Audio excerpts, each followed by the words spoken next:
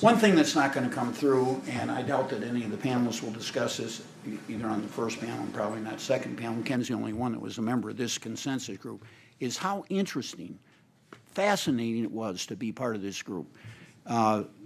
People have different views, but all of the discussions were respectful. There were a ton of emails between meetings, and it really worked very well. I don't know how the rest of you felt, but I had some questions at the beginning about whether we would really be able to pull this off, especially on the long-term consequences. And it was really almost magical. It was a very, very constructive. We had 2 long meetings, lasted a day apiece, and as I said, tons of emails. So I just want to be sure that comes across about how constructive it was to get a group of social scientists together who have definite views and not only compatible with each other, and yet they could reach consensus. And of course, we were in Washington, and this city specializes in consensus and agreement, so naturally it would happen. All right, so now we have a panel to follow up on the report. Deborah's already given us good hints about what they're going to say. First, we'll start with Greg Duncan from University of California, Irvine. Is going to talk about curriculum and other parts of the kindergarten year. And then Mark Lipsey from Vanderbilt, who, by the way, was a great methodological contributor to our report. He kept us honest about what the results really were. He will soon be publishing an extensive analysis of all the studies involved. The studies are listed in the appendix of our reports for any of you who want to read all those studies. And Mark will soon give you a commentary on each one of the studies and publish that at some future date. And then we're very fortunate, as I said before, to have Candace McQueen here, who's the Commissioner of Education for Tennessee, and has graciously agreed to come tell us what they're doing with the Tennessee results and the results of the other pre-K literature. And of course, Deborah's here. The other 3 will make brief opening statements, then we'll have some question and answer, and then we'll open up to the audience. So, Greg. Thanks, Ron. So in my 5 minutes, I want to elaborate on both what happens during pre-K as well as what happens after pre-K, part of what Deborah talked about. During pre-K, there are really 3 policy levers that are available to us. We can fund more or fewer pre-K slots. We can try to regulate classroom quality, and we can prescribe curricula for pre-K classrooms, right? So let's take those in order. Funding more or fewer slots. I think it's clear from Deborah's talk that pre-K seems to work. It works especially well for kids from disadvantaged households and dual language learners, but most of the kids coming through pre-K end up the pre-K year much closer to school readiness than when they began. And that's an important accomplishment. There's a lot of variation from one pre-K program to another, but on average, it seems to work pretty well, especially for those groups. So the question of more or fewer slots being funded seems to be tilting toward it makes sense to fund more rather than fewer pre-K slots. Regulating classroom quality is more of a disappointing area. If only it were the case that sticking a teacher with a BA in early child development or a master's degree in early child development, or saying there can be no more than X students per teacher in a pre-K classroom would guarantee that there would be a lot of learning taking place in the classroom. If only that were the case, but the evidence is not very consistent at all about that. So the kind of obvious, easy things that we can regulate don't seem to matter that much for the amount of learning that takes place during the pre-K year. We can prescribe curricula. And here's another very promising potential area. Curricula set the learning goals and the structure that takes place in the classroom, and the kind of day-to-day learning experience is to cultivate kids' skills. In the curriculum world, there's a divide between whole child, so-called constructivist curricula, where kids are encouraged to engage in the materials that are set around the room and teachers help support the learning, versus more of a focus on academic skills. I think everyone should realize that learning at age 4 is very play-based. That's how 4-year-olds learn. It's not kids sitting in their chairs and doing worksheets. And the curriculum developers, by and large, know that. And even when they try to promote math and literacy skills, they do it in a very active, play-based kind of way. The evidence on the so-called whole child constructives curricula are not very encouraging. It's very hard to pull off. Teachers have to understand when a child is engaging in learning and support that in the appropriate way and do that in kind of an individual way across the kids in the classroom. And by and large, the evaluations show that when you try to set up that kind of curriculum, you don't have more gains in terms of what kids learn across the pre-K year than you do when the teachers are just developing their own curriculum. On the other hand, the focused numeracy and literacy curricula, often supplementing what's there, 15 minutes, 20 minutes a day in this kind of play-based, organized way, are much more successful. Right? So to the extent that we should be prescribing curricula, it should certainly be evidence-based. And the evidence now seems to indicate that among the curricula that are available, these kind of academically focused curricula are more important and more successful. And of course, once a curricula is selected, we need to devote quite a bit of resources to providing professional development for teachers and providing coaching for teachers during the year. The really successful programs certainly do that. What about beyond pre-K? Huge potential benefit and huge potential problem, right? The potential benefit is pre-K is sending a lot of kids into kindergarten with much better literacy and numeracy skills than they had in the absence of pre-K, right? On the other hand, think about a kindergarten teacher, right? She or he may be getting 4 or 5 kids having come through pre-K, mixed in with other kids in the classroom who haven't had the advantage of pre-K, right? So it's very hard when you're certainly have a priority for promoting the basic skills of all the kids, but at the same time making sure the kids who come in with the basic skills are going to be supported in a way that builds on those basic skills, right? And unless you can do that, if you focus all your attention on the basic skill kid needs, you're going to end up with much more similarity between the kids who've had pre-K and not at the end of kindergarten than if you could support the kids with higher levels of skills coming in. So we really need to think about ways of having kindergarten and first grade classrooms that support the kind of gains, that recharge the charge that pre-K provides. I'm going to be very interested in hearing from Commissioner McQueen about what Tennessee is doing on that. Co-locating pre-K with elementary school classrooms, aligning curricula, having cross-grade teaching where a second grade teacher will spend a year in pre-K and vice versa. Those all need consideration as ways of integrating pre-K into elementary school. Thank you. Thank you, Greg. Mark. Thank you, Ron. In addition to being part of the consensus group, I'm the co-director with my colleague Dale Farron at Vanderbilt of the Tennessee Pre-K study. The Tennessee study is particularly relevant in this context for a number of reasons.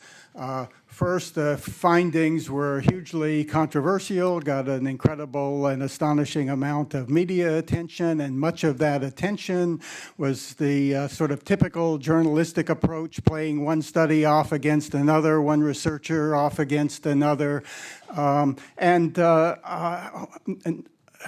Deborah and I particularly, and others in the field, didn't think that was a good representation of the body of evidence, and that was much of the stimulus for putting together this consensus group and to try and give a better picture of the total body of evidence. Why was the Tennessee project so controversial? Well, it had two problematic characteristics in this regard. First, it continues to be the most methodologically rigorous study of a scaled-up state pre-K program that has been done to date. It's a random assignment study with nearly 3,000 children, so it's very much an apples-to-apples kind of comparison with regard to the outcomes, which is difficult to achieve and has some problems, but nonetheless, we were able to pretty much pull it off in Tennessee. Secondly, and most importantly, the findings challenge the conventional narrative about pre-K. On the one hand, the effects, as Greg commented, the effects at the end of the pre-K year were quite positive and comparable to those found in other programs, including some of the programs that are recognized as being very high quality. Had we stopped there, I think we would have been pre-K heroes. We continued, however, to follow those children up and discovered that by starting end of kindergarten, certainly by end of first, second, and third grade, there was a convergence between the outcomes, the academic outcomes and social emotional outcomes for the children who had attended pre-K and those who hadn't. And by third grade, there was actually a slight reversal in some areas, particularly math skills, such that the children who had been in pre-K were doing slightly worse than the children who had not been in pre-K. This was not what we were supposed to find, and is troubling in many regards, one of those puzzle pieces that Deborah referred to that we need to sort out. And Greg alluded to some of the reasons why that might happen, as pre-K children who come in with some basic skills may encounter redundancy that doesn't engage them in the later grades if those curricula don't pick up on those early skills. The other important thing I think about the Tennessee study is that it was developed as a partnership with the State Department of Education's early learning unit from the very beginning, at the point that the initial proposal was written for the Department of Education. So it's been very much a collaborative project, and continues. The study continues. We're following those children into middle school, and the partnership with the Tennessee State Department of Education continues. And as Deborah pointed out, the last point of our consensus summary had to do with the need for continuing partnerships with practitioners and policymakers at the state level in order to innovate and evaluate and find out more about how we can make pre-K live up to its promise. So I'm particularly pleased in that regard that the Tennessee Commissioner of Education, Candace McQueen, is with us to give her take on where Tennessee is going and how this partnership is working. Well, good morning. Good morning. It's a great opportunity to be here to talk a bit about our context and what we learned from research, and then as policymakers, how we actually responded to that. I was new to this role about 2.5 years ago, and I entered when the infamous pre-K study from Vanderbilt was coming out about the same time. An interesting contextual point, I started the commissioner role with a goal to visit 10,000 teachers.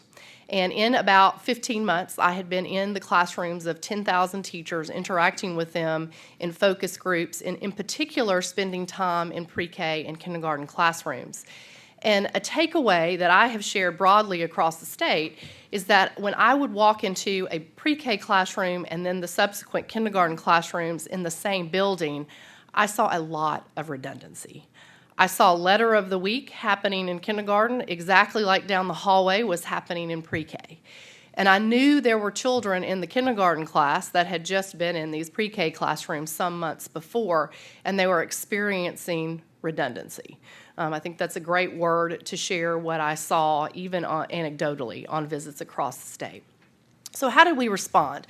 Well, it was a moment that was very interesting because we had a study come out around the same time our legislative session started.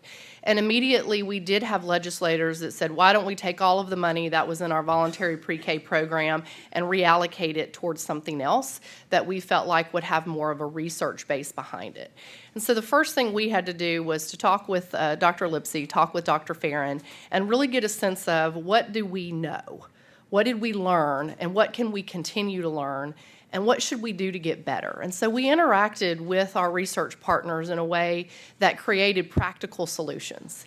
And so our practical solutions really go along with the consensus study. What should happen before pre-K, what should happen during pre-K, and what should happen after pre-K. So I'm going to organize around those three areas. First, voluntary pre-K in Tennessee is over a decade old. We have about 20% of kids eligible for pre-K in our pre-K programs. And in terms of funding, we would be low to mid-range in terms of states around how we fund our students.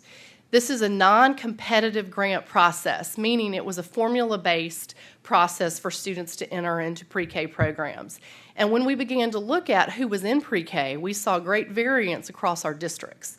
We did have students that were eligible based on the original intent of the voluntary pre-K program, our students who were most economically disadvantaged, the students who had language deficiencies.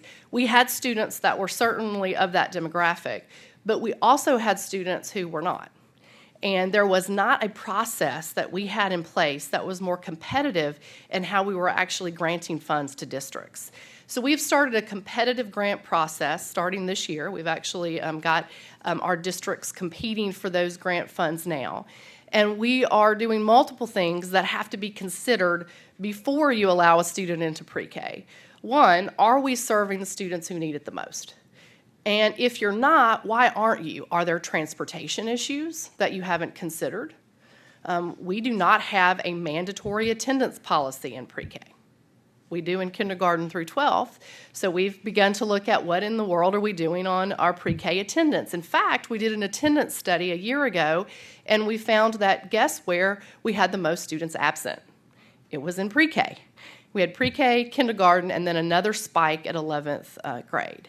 And so our absenteeism issues were present also in pre-K. So we have all of our pre-K applications with attention toward the students who need it the most. Second, transportation. Third, what is your attendance policy? And we're creating one that's statewide as well. And really trying to think through which students will benefit the most from the funds. The second piece that needed some attention, and certainly the study from Vanderbilt and others really brought this to our attention, we did not have what we considered a robust curricula choices for our districts to actually match to our voluntary pre-K standards that were being used. We had standards. We had not done a lot as a state to actually train against those standards, meaning create professional development for our teachers. And so we do have now a program in place. It's called our Early Learning Model, and we have been training all districts. We're at 99% of our districts have been trained in the Early Learning Model, which is attention to our standards, attention to the quality components related to curricula choices, and we are moving toward a streamlined version of curricula choices, meaning 1 to 2, that our districts will be able to choose from as they locally select which curriculum will match. At the same time, our legislature, in the midst of all that, they did fund a kindergarten entry inventory, something that we did not have as a state. We had variance in terms of what our districts were using to even take a look at what do our students need when they actually enter in those first 6 to 7 weeks of pre-K and kindergarten. And so we are creating an entry inventory right now that allows us to better target our work upon entry. Now, what happens after pre-K? It may be the most interesting part of what we are doing next and what we already have in process. We are a state that does not full-scale test our students until 3rd grade. So we do not have specific test results on all kids from pre-K through 2nd grade. So we did 2 things this last year that have set us up, we believe, for more ability to get a better picture of the effectiveness of our teachers at that lower grade range. We have something called a student growth portfolio measure. This had been already piloted in districts in both kindergarten and 1st grade, and we're creating a 2nd grade portfolio model as well.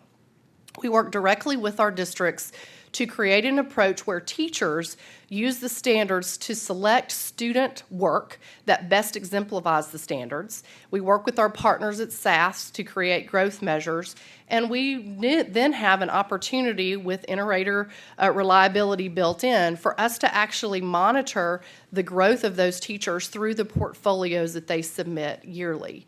Last year in our General Assembly, we did pass a bill with our partners, particularly our advocates in pre-K, to actually create a growth model that would be appropriate for pre-K and kindergarten through this portfolio, and we are now requiring every district who receives voluntary pre-K money to actually have all of their pre-K and kindergarten teachers go through the portfolio model. This is providing additional professional development that's associated with that early learning model that I mentioned earlier, and this will be implemented this year. So all districts have now moved toward it, and when I say this year, this coming school year. And so all of our pre-K and kindergarten teachers in 97% of our districts will be going through a portfolio growth model that will allow us to actually look at effectiveness of our pre-K and kindergarten teachers. Now you may say, why does that matter? Well, as a state, because we were starting our sort of teacher evaluation around standardized test scores at third grade, we had some misbehavior by our own district superintendent's comments. They would say, well, you know, since we're starting our value-added measure, starting our work around teacher evaluation, starting how we look at districts at third grade, they made some poor decisions about who they were putting in their kindergarten, first, and second grade classrooms and pre-K. We believe there were some staffing challenges with decisions that were made that were a disincentive from what we assumed would happen when you start putting in teacher evaluation across the third grade through 12th grade years.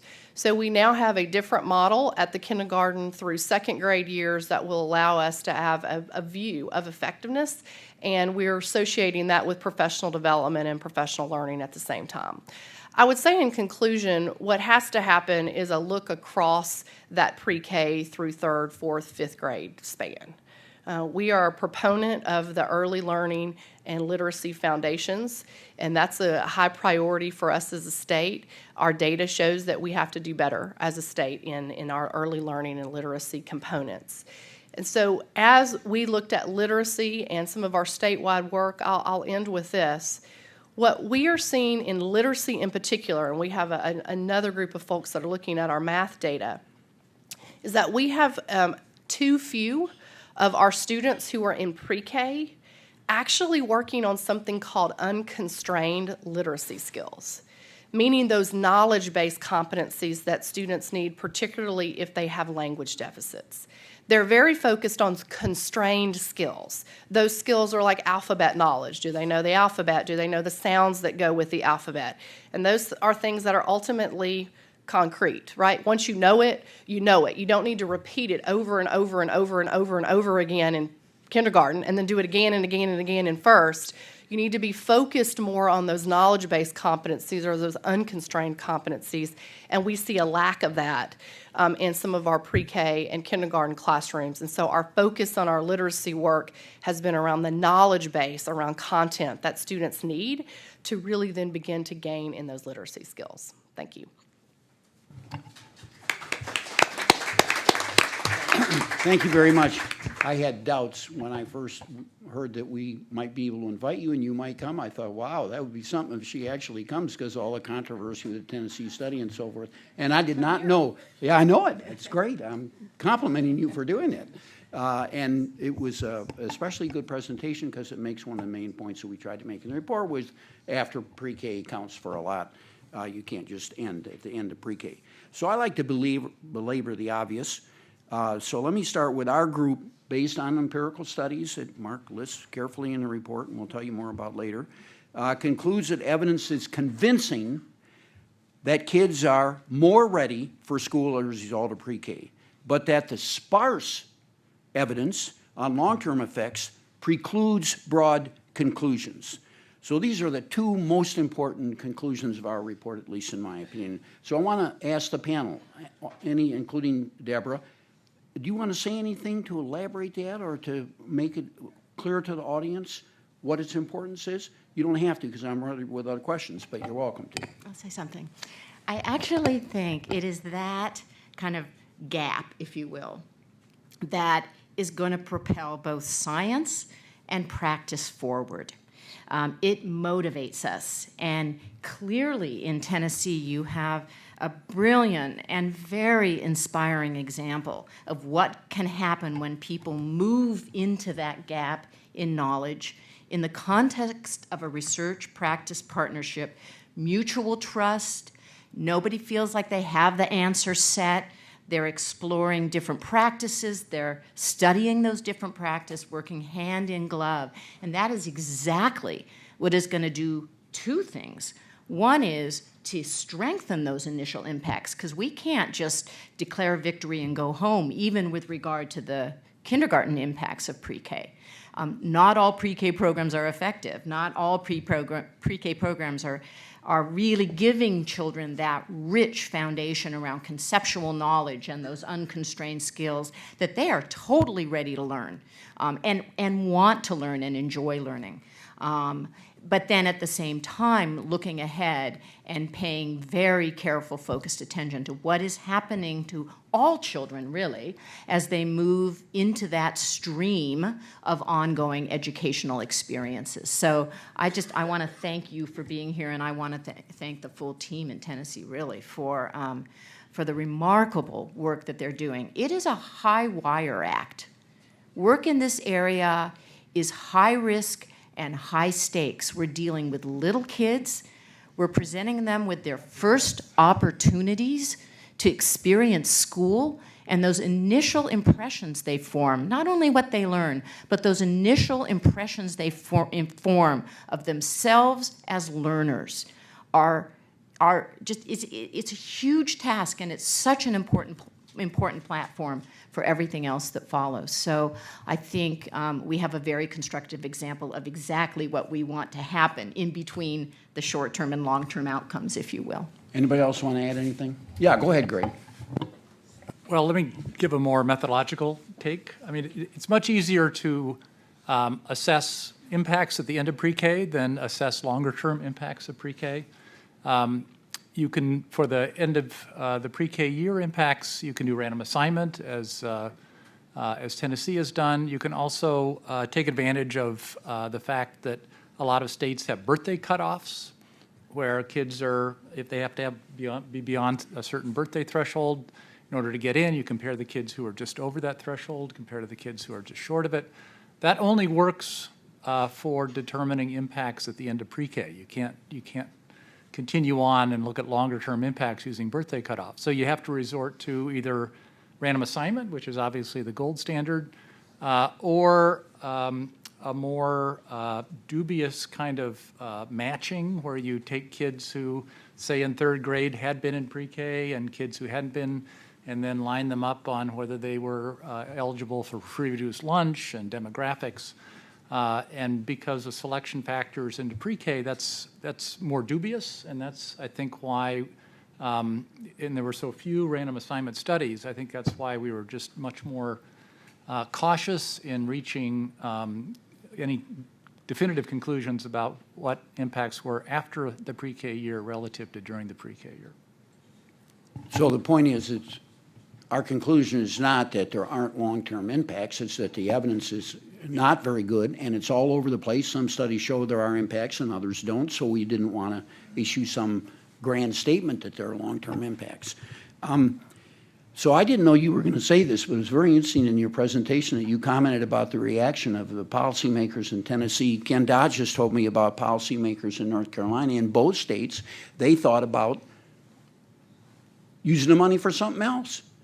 And I expect that this is going to be a general interpretation of our results. So we need to tell policymakers why they should continue funding pre-K. What's the answer? Well, I'll say when I was in individual legislators' offices talking about this, we have at least two, and I know you would know who at least one of them may be, that's very knowledgeable of the literature base, of the research in pre-K, very knowledgeable, knows all of the studies, and he would be the first to sort of walk through, well, this is what we know and this is what we don't. And so I'm always very impressed when I walk into his office because, again, of his knowledge base. And so we have to be equally as impressive in what we're doing to respond.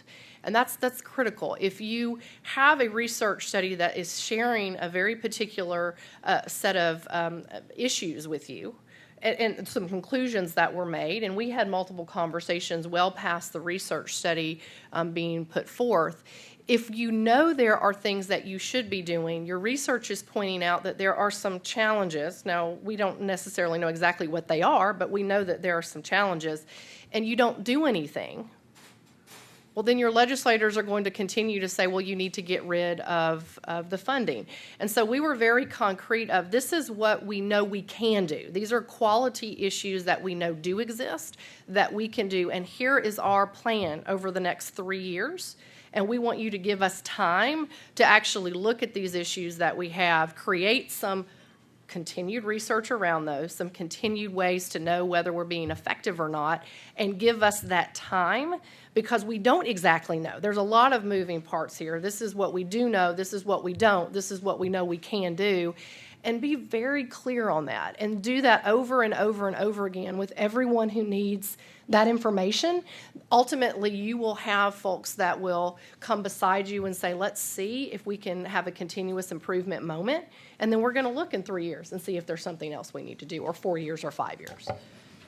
Go ahead, Mark.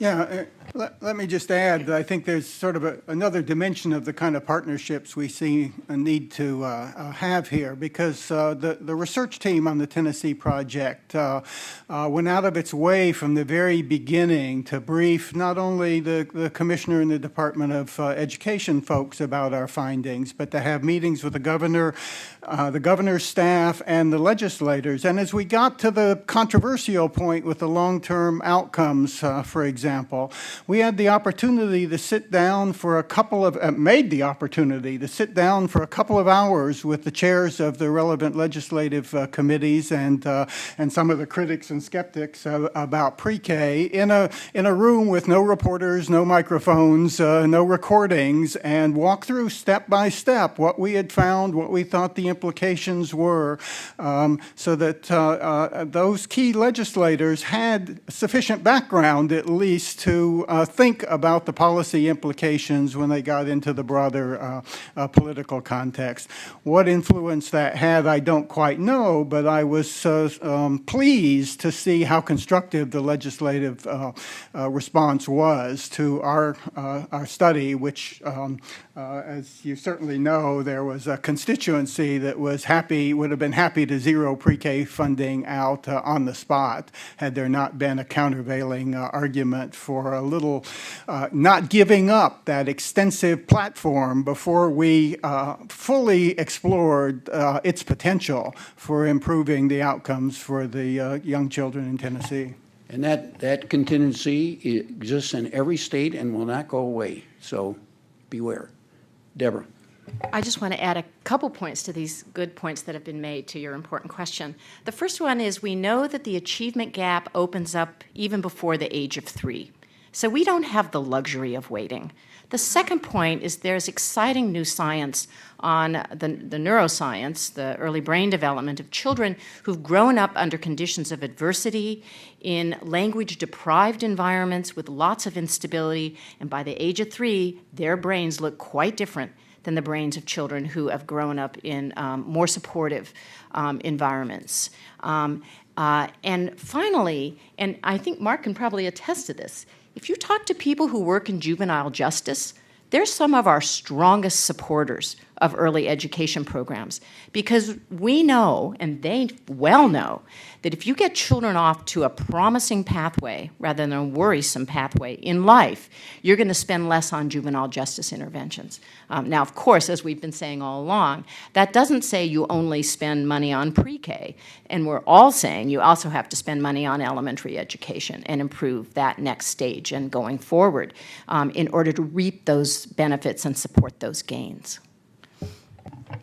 Greg said a few minutes ago that it's easier to show results at the end of pre-K then in the long term, another thing that seizures do is show results in 1 or 2 projects as opposed to 100 or 150. So scaling up is really, I think that is the biggest challenge we now face in evidence-based policy, how to scale things up and maintain the magnitude of these impacts. In fact, both Jim Manzi and John Barron have estimated, based on the literature, about 80 to 90% of programs that are scaled up to multiple sites fail. So this is not unexpected. So the question is, what are we going to do about it? And to address that in our report, we talked about effectiveness factors, especially 3: curriculum, coaching, and orderly but active classrooms. So now I want to ask the panel, do you agree with those 3? Do you think those are right? What is the way that we can make sure that we can maintain these long impacts when most places find that they fail? Thought you'd want that one. Okay. I revert back to a case study that Dick Murnane and I included in our book, Restoring Opportunity. I'm not here to give plugs for a book, but restoringopportunity.com has a, you could get the book, but you don't have to get the book. The website has a 6-minute video of what Boston Pre-K looks like, right? Boston Pre-K is one of these pre-K programs that have been scaled up the entire Boston public school system. Impressive short-term gains. The jury is still out on long-term gains. But the formula that was developed is a very, Jason Sachs is the name of the early education director who pulled together an evidence-based math curriculum called Building Blocks, evidence-based literacy curriculum called OWL, combined it in with a kind of a behavior curriculum, and prescribed activities almost on a day-to-day basis. It was very prescriptive, very play-based, and teachers were given a lot of professional development, but there was a coaching system that was set up. You can see the coaches at work in this video. So it was a matter not just of coming up with the right curriculum, but it was a matter of ensuring that it was implemented to a high level of fidelity, to a high level of quality. And, you know, we had occasion, we observed a classroom, particular classroom in November of one year. We went back to do the filming for the video, and almost exactly a year after, and the teacher was reading the same book, The Little Red Hen Makes Pizza, you know, and there was the same set of activities. So it was a very prescriptive kind of thing, but the kids were having a lot of fun. And the prescribed curriculum enabled kids to be learning in a sequential kind of way, which is very hard to pull off in a pre-K classroom. Anybody want to add to that? I would add, we have a initiative in Tennessee called Read to Be Ready that we started a little over a year ago, and it's that pre-K through 3 span around literacy, and it is a combination of specific text sets that would follow along with knowledge building in both science and social studies, math and reading across that pre-K through 3rd spectrum, as well as coaching that's associated with that. We have 200 coaches across the state. That started a year ago, and we're doing assessment of that work around instructional practices, particularly interactive read-alouds, and how we work with small group reading along that spectrum. And so we are continuing to do research on that in year 1. It just really got kicked off in August, and so we're looking forward to sharing over the next 3 years the process that we go through and hopefully the changes that occur over that time period. Go ahead, Debbie. We use the words good bet, not guaranteed, when we talk about the effectiveness factors in our report. And it's based on our reading and our colleagues' reading of the existing knowledge base on what works to enable children to learn and develop effectively during their early childhood years. There are plenty of other effectiveness factors that have been proposed. But again, you know, we wanted to point in some directions where states and school districts could begin their work.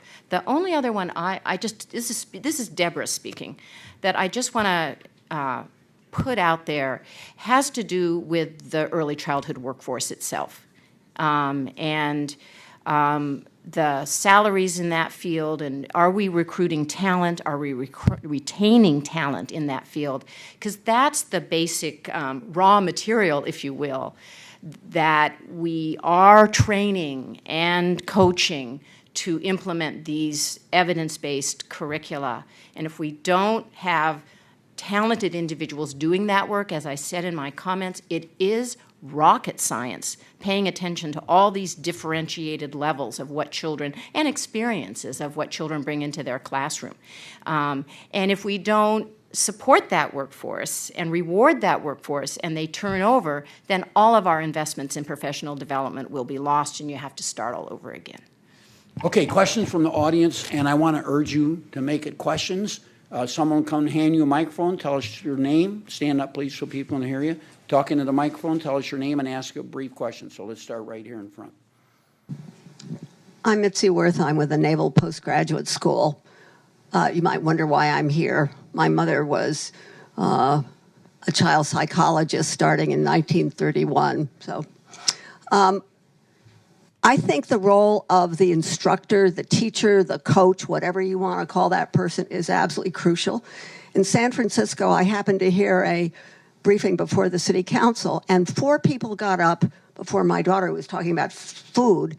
Each one said we have to pay our preschool teachers more. San Francisco's the most expensive city in the country, and they only pay $32,000, so they keep losing them.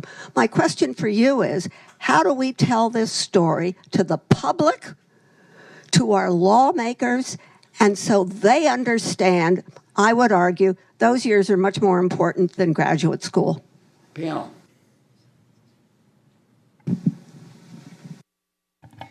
Well, I would jump in and say we've certainly been telling that story really for the past several years on how important that early childhood, early foundations, early years are, and we've made some progress. We've had $100 million invested in teacher salaries this past year. That adds to an investment last year. We're now at about $430 million over the past 3 years being invested in teacher salaries in Tennessee. Now, we've been behind. We're catching up, but our governor has said we're going to be the fastest improving state in teacher salary, and that's across the board, pre-K up through 12th grade. And we're trying to make that investment to say it matters that teachers are attracted to this profession and that they stay in it. Can I just add 3 quick things? I totally agree with you. I think this issue is now at real-time public awareness. I think it has moved dramatically. There's a new National Academy of Sciences panel looking at these issues of compensation. There's a bipartisan group of former members of Congress looking at this issue, and a lot of school districts are beginning to tackle this issue of compensation matching qualifications, basically. Finally, you mentioned the Naval Institute. The military has one of the best child care programs in this country. I tell my students in my classes, if you want good child care, join the military or move to Sweden. Yeah, but they do precisely the things we are recommending. They have strong professional development, strong curricula, and they have matched wages to qualifications. Allegra, the gentleman behind her, please. Claudio Sanchez, NPR. The skeptics are not going to go away. And I'm curious about this question of fade out.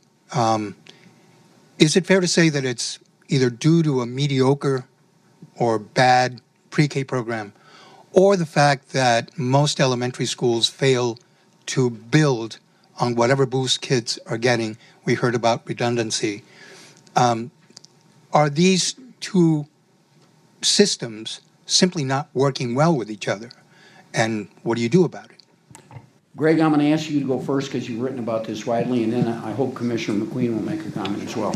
Yeah, well, to have fade out, you need impacts in the first place, right? And that's not pre-K's problem because there do seem to be impacts in the first place. In my mind, the best bet is thinking about ways of individualizing instruction in the early grade classrooms. I think some teachers are pros at this, and they're able to just naturally attend to the needs of kids with low skills and higher skills. I don't think all teachers are highly skilled in doing that. I think it's really key because kids are coming into kindergarten, some with higher levels of skills than others. So you really need to attend to that. So it's not inevitable. There are some computer-based approaches to try to assess early grade learning, math and literacy, identify which kids are having which kinds of problems, and then direct certain kinds of instruction to those kids, right? So I think that's a promising approach. But in my mind, you know, the Holy Grail is improving the quality of the day-to-day learning experiences for the kids in the classrooms, right? And that's true for pre-K, and it's true for in the kindergarten and first grade and second grade classrooms. And the more the quality post-pre-K for the early grade classrooms is all about individualizing instruction, so you target the right kind of input depending on the kid's level. Commissioner McQueen. I would respond. I do believe that the alignment across pre-K all the way up through third, fourth grade is critically important, and we have not necessarily seen the construct of a discipline being fully aligned and then associated with professional development. So, for instance, what you do in pre-K and then what you do in kindergarten should build on each other.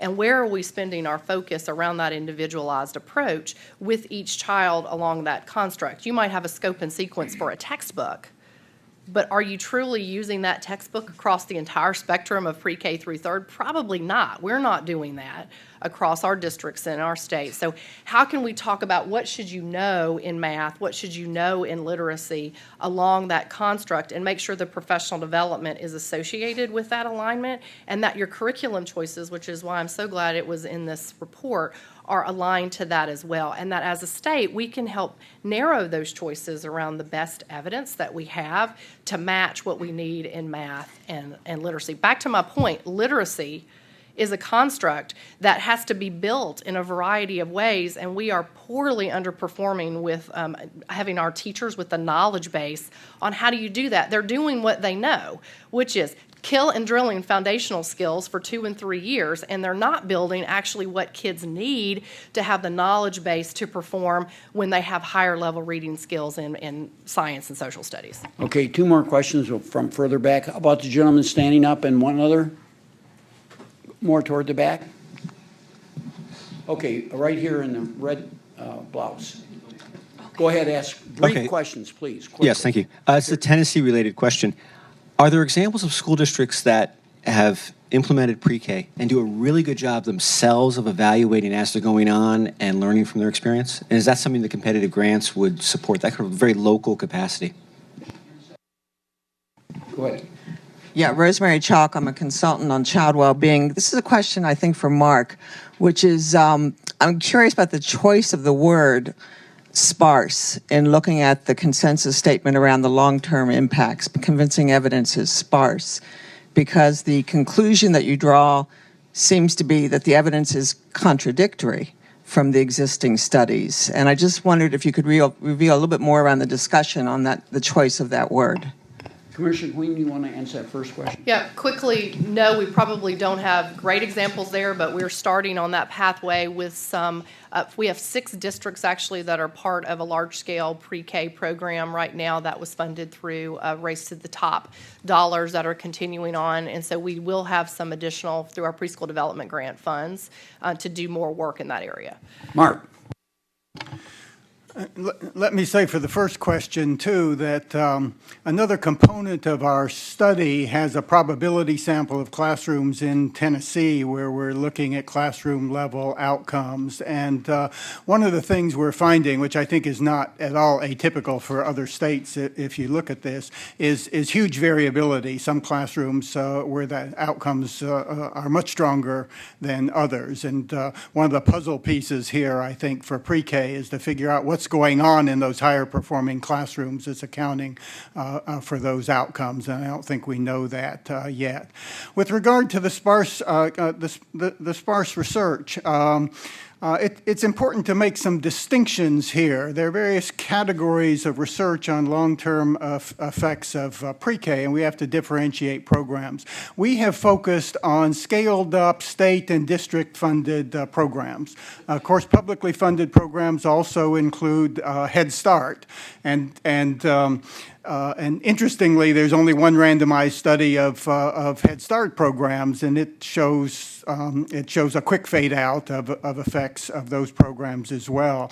And those differentiate from small studies of small local programs and these legacy programs like Abecedarian and Perry Preschool that are done in different circumstances, more extensive and more intensive, and give us proof of concept, but not necessarily something we apply to current research. Within the domain of state and pre-K studies, if you use some standard methodological conventions for what's a credible result, there are only about 13 studies of state and district, long-term effects of state and district programs, and their conclusions vary all over the place, from negative effects, null effects, and positive effects. So it's very difficult to make sense of the great variety of programs, the different methodologies, and the different outcomes, and draw really any kind of generalizable conclusion. And that's where we are now, and we need to know more. So please join me in thanking the panel.